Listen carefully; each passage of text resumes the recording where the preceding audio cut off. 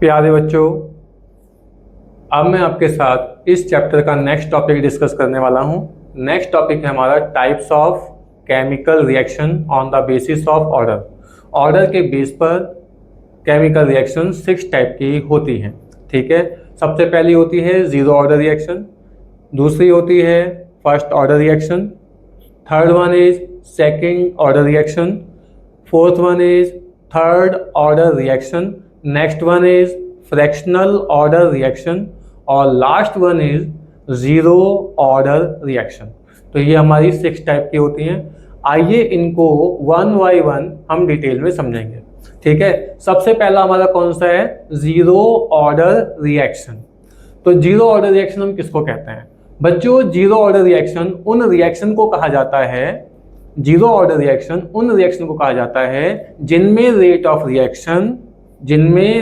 Of reaction reacting species की change in concentration पर depend नहीं करता है। ठीक है, मतलब जो रिएक्टिंग स्पेसीज वहाँ पार्टिसिपेट कर रहे हैं उन पर डिपेंड नहीं करता है।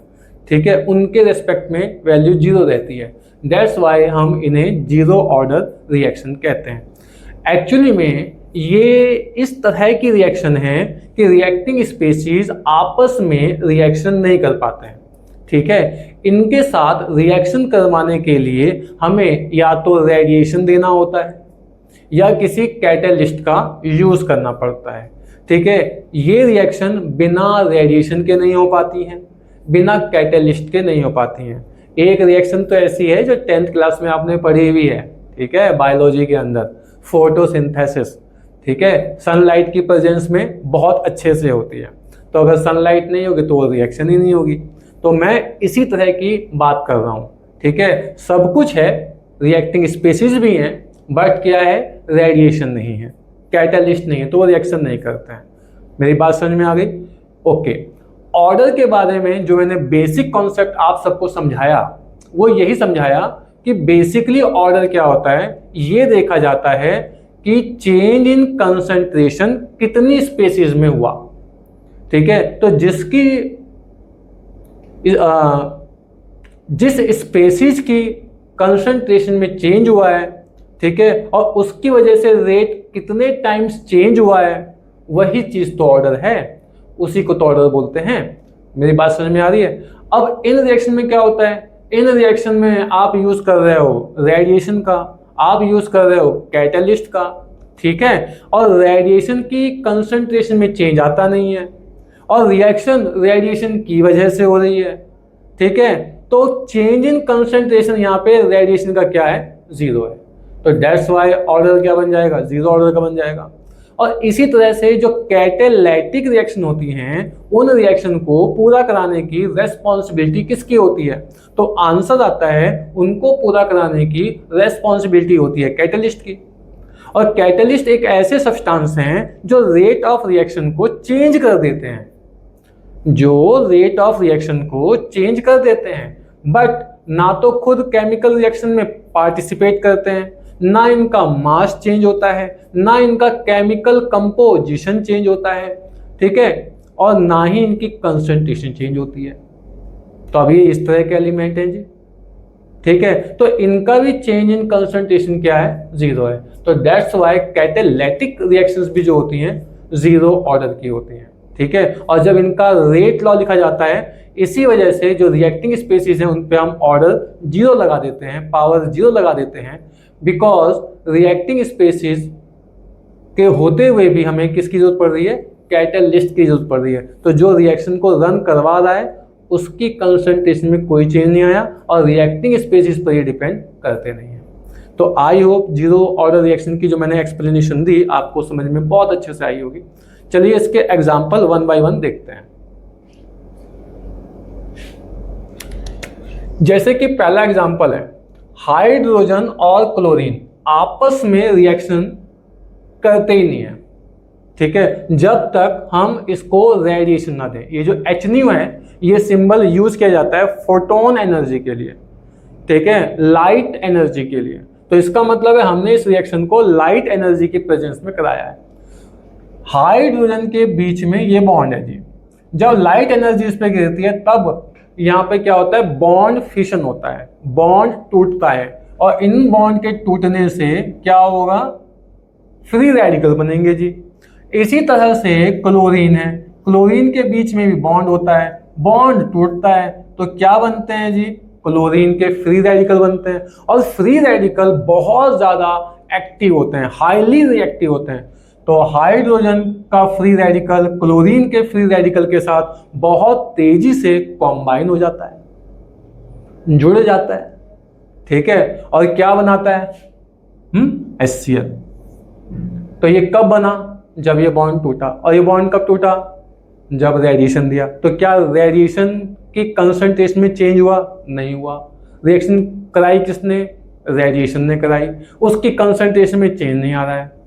दैट्स वाई ये तय हो गया कि इनकी कंसंट्रेशन पर ये डिपेंड नहीं कर रहा है, और इसीलिए इनके रेस्पेक्ट में पावर क्या आ गई, 0 आ गई, ऑर्डर क्या हो गया, 0 हो गया। ये जो दो रिएक्शन हमने लिखवाई हैं आपको बेटा, ये कैटालिटिक है, यहाँ पे कैटलिस्ट लिए गए हैं, ठीक है। जनरली 99% केसेस में एरो के ऊपर ब्रैकेट के अंदर जो एलिमेंट या कंपाउंड लिखे जाते हैं उन्हें हम कैटलिस्ट कंसीडर करते हैं। लेकिन ये बात एलिमेंट्री रिएक्शन पर एप्लीकेबल होती है। अगर कोई चेन रिएक्शन चल रही है, ठीक है, तो वहां पर जनरली रिएक्टिंग स्पेसिस भी लिख देते हैं, ठीक है। तो ये सिंपल एलिमेंट्री है, तो इसलिए मैंने आपको कन्वे किया, इन्फॉर्म किया कि हम इसको कैटलिस्ट मान सकते हैं। वैसे तो यहाँ पे हमने कैटलिस्ट की तरह यूज किया है इनको। तो अब ये कैटालिटिक रिएक्शन है, तो इनके बीच में जो रिएक्शन हुई है इसको कैटलिस्ट ने रन करवाया है, और कैटलिस्ट की कंसंट्रेशन में जो चेंज आ रहा है वो 0 आ रहा है। तो दैट्स वाई यहाँ भी ऑर्डर क्या हो गया, 0 हो गया। इसी तरह से यहाँ पर, और यहाँ तो और भी हद हो गई। हमने कैटलिस्ट लिया, कैटलिस्ट के साथ ये लिया हुआ है MO, मॉलिब्डेनम। और ये मॉलिब्डेनम क्या है जी, ये कैटलिस्ट प्रमोटर है, कैटलिस्ट एक्टिवेटर है, ठीक है। ये कैटलिस्ट को एक्टिवेट करता है ताकि इनके बीच की रिएक्शन को फास्ट कराया जा सके, ठीक है। तो इसका भी ऑर्डर क्या आ जाता है, 0 आ जाता है। अब हम आपसे बात करने वाले हैं बच्चों फर्स्ट ऑर्डर रिएक्शन की। First order reaction same definition चलेगी जैसे हमने 0 की बनाई थी। Those chemical reaction in which rate of reaction depend on change in concentration of one reacting species, ठीक है। एक रिएक्टिंग स्पीसीज जो है उसकी चेंज इन कंसंट्रेशन पर डिपेंड करेगा रेट ऑफ रिएक्शन, ठीक है। तब हम बोलेंगे फर्स्ट ऑर्डर का है। आपके सामने ये कुछ एग्जांपल लिखे हुए हैं, जैसे ये H2O2 है, ठीक है।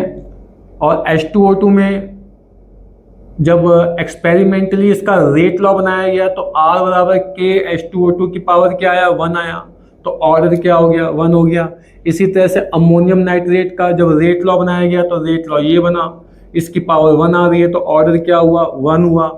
और PCl5, ठीक है, जब इसका भी, इस रिएक्शन का भी एक्सपेरिमेंटली रेट लॉ बनाया गया तो ये बन के आया, तो यहाँ भी ऑर्डर कितना बना, 1 बना।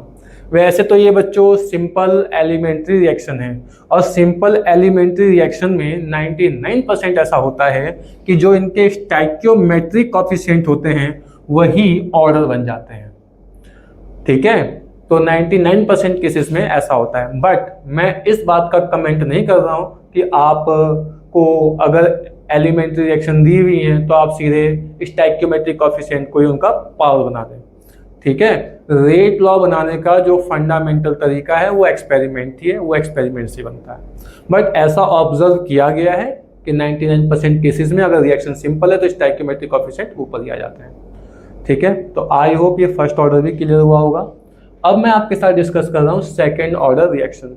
Those chemical reaction in which rate of reaction depend on change in concentration of 2 reacting species, ये 2 पे डिपेंड करेगा, तो उसको हम बोलते हैं सेकेंड ऑर्डर रिएक्शन। जैसे कि ये वाली रिएक्शन देखिए, यहाँ पे 2 रिएक्टिंग स्पीसीज है, ठीक है। अगर हम इसके रेस्पेक्ट में बात करें, हाइड्रोजन के रेस्पेक्ट में, तो ऑर्डर 1 आ रहा है। आयोडीन के रेस्पेक्ट में बात करें तो भी ऑर्डर 1 आ रहा है। तो हमने इनके ऊपर जब रेट लॉ लिखा तो पावर 1 और 1 लगा दी, जब दोनों का सम करेंगे तो ऑर्डर ऑफ रिएक्शन आएगा, तो ये 2 आ गया। कई बार पेपर में ऐसे ही पूछ लेते हैं रेट लॉ देकर के, किसी एक कंपाउंड के रेस्पेक्ट में या किसी एक मॉलिक्यूल के रेस्पेक्ट में पूछ लेते हैं कि इसके रेस्पेक्ट में ऑर्डर कितना है। तो सिर्फ उसी की पावर देखनी है, ठीक है। जैसे अब ये हमारे पास एक नेक्स्ट कंपाउंड रिएक्शन है, ये एथिल एसीटेट है, इसका हमने हाइड्रोलाइसिस कराया NaOH से, तो हमें सोडियम एसीटेट मिलता है, एथिल अल्कोहल मिलता है। जब एक्सपेरिमेंटली इनको देखा गया तो इसके रेस्पेक्ट में ऑर्डर मिला 1, तो आप देख रहे हैं पावर 1 लगी है। इसके रेस्पेक्ट में ऑर्डर कितना मिला, तो 1 मिला, पावर आप यहाँ भी देख रहे हैं 1 है, ठीक है। लेकिन जब पूरी रिएक्शन का ऑर्डर निकालेंगे तो 1 + 1 होके ऑर्डर कितना आ जाएगा, 2 आ जाएगा। इसी तरह से हाइड्रोजिनेशन ऑफ एथिलीन कराएंगे तो भी हमें ऑर्डर कितना मिलता है, 2 मिलता है। इस रिएक्शन में भी इसी तरह से समझना है और इसको भी याद रखना है, ये तो 1-2 बार ऑब्जेक्टिव क्वेश्चन में भी आया हुआ है, ठीक है। क्या कि सैपोनिफिकेशन किस ऑर्डर की रिएक्शन होती है। Saponification means the process of making of soap, साबुन बनाने का जो प्रोसेस होता है उसे हम सैपोनिफिकेशन कहते हैं और ये सेकंड ऑर्डर में काउंट होता है, ठीक है। इसके बाद आता है थर्ड ऑर्डर रिएक्शन। डेफिनेशन बिल्कुल सेम बनेगी।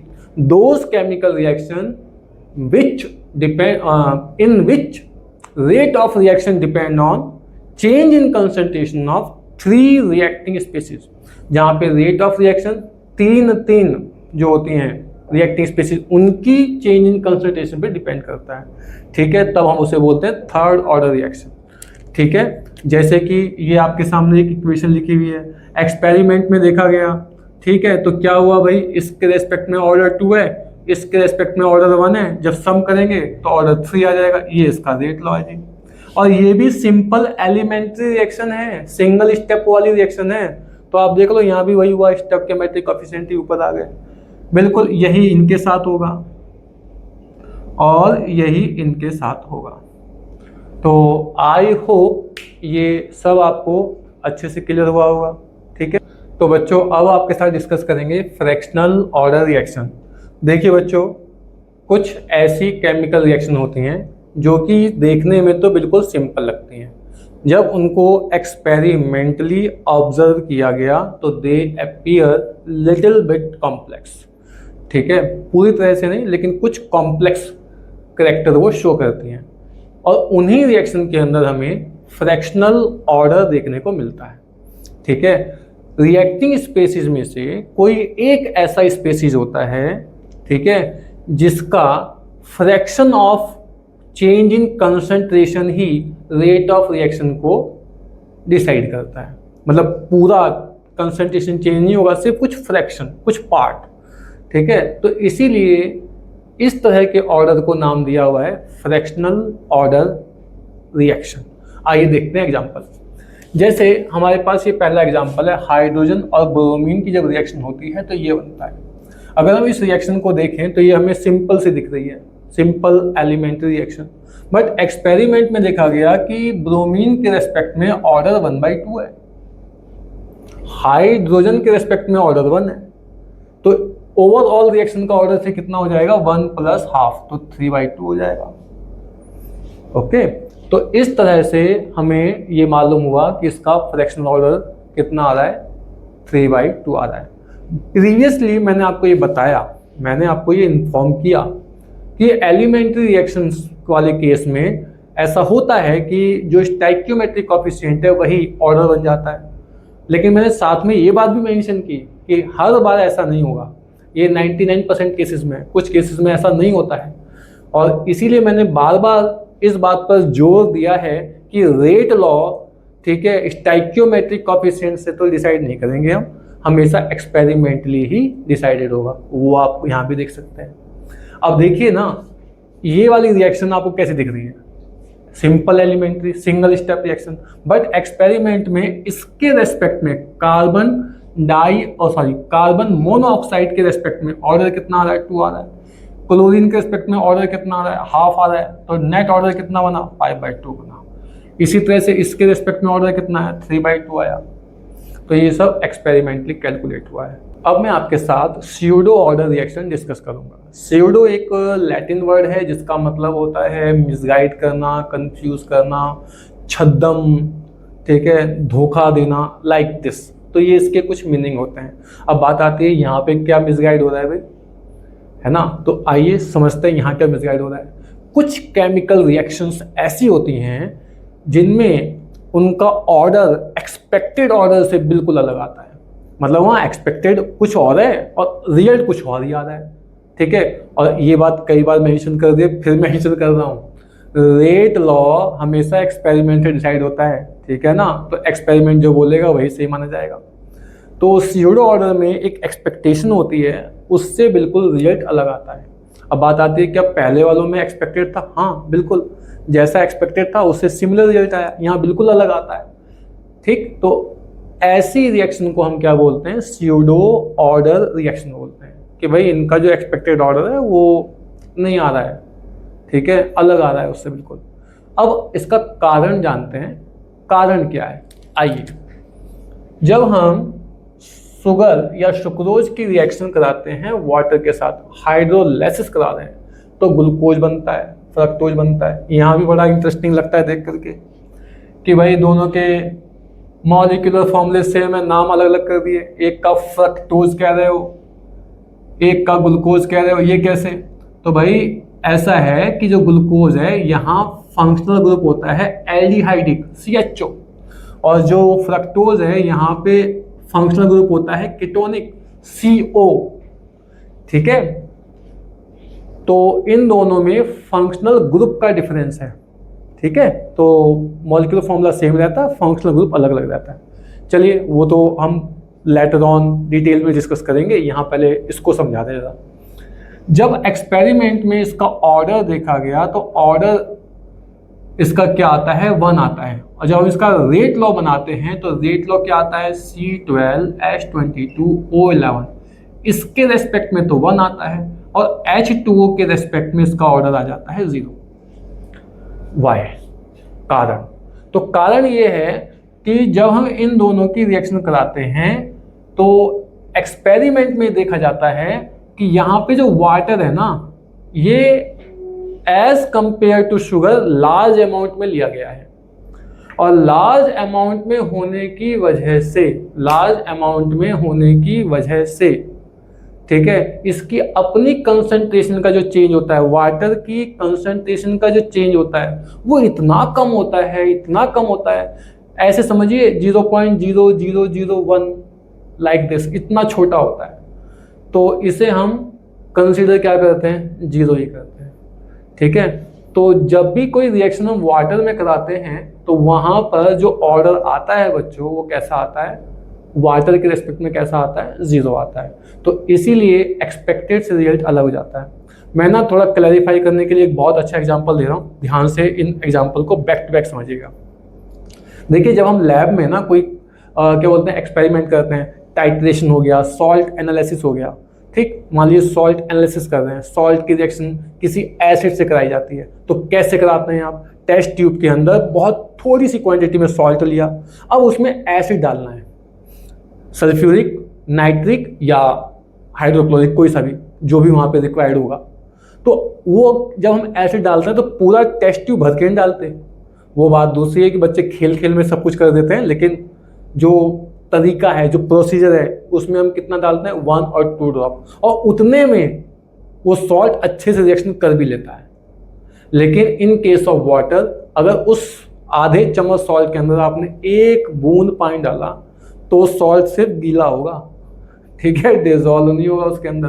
तो ये एग्जांपल समझने के लिए काफ़ी है कि हमें वाटर को क्या करना होता है? एक्सेस क्वांटिटी में लेना एक मजबूरी भी होता है।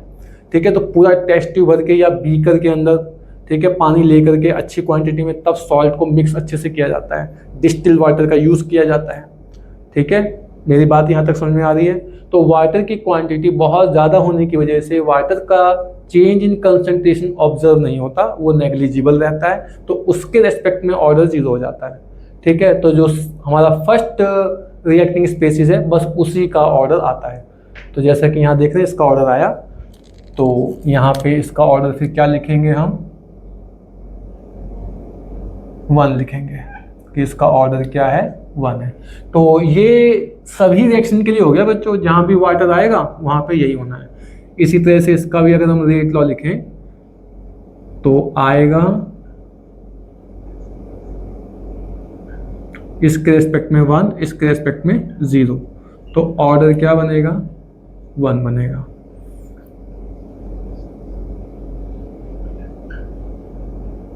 और इस रिएक्शन के लिए भी बच्चों ऐसा ही है कि एथिल एसीटेट के रिस्पेक्ट में ऑर्डर 1 आएगा, इसके रिस्पेक्ट में 0, तो ओवरऑल ऑर्डर कितना आएगा रिएक्शन का, 1 आएगा। आई होप ये सारी रिएक्शंस अच्छे से समझ में आई होंगी। राधे राधे।